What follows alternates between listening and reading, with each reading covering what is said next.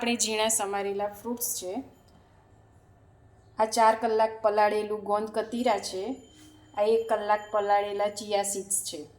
આપણે આજે બનાવવા જઈ રહ્યા છીએ ગોંદ કતીરાનું શરબત.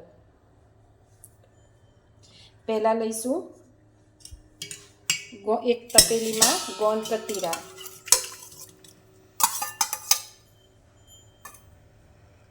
પછી નાખીશું ચિયા સીડ્સ, પછી બધા ઝીણા સમારેલા ફ્રૂટ્સ નાખીશું. આપણી પાસે ઓરેન્જ છે, દાડમ છે, દ્રાક્ષ છે, જમરૂખ છે અને સફરજન છે.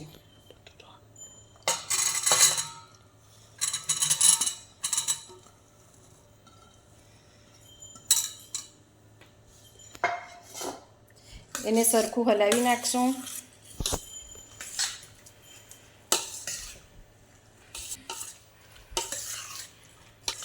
સરખું મિક્સ કરી અને આ છે સુગર સિરપ્સવાળું પાણી.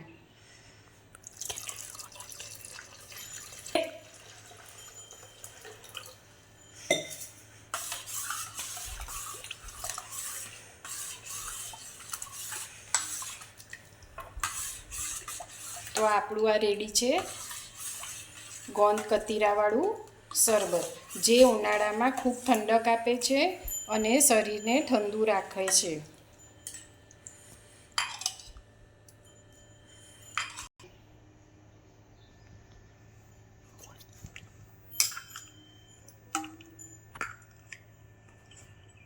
આ આપણું છે ઠંડુ ઠંડુ ગોંદ કતીરા શરબત.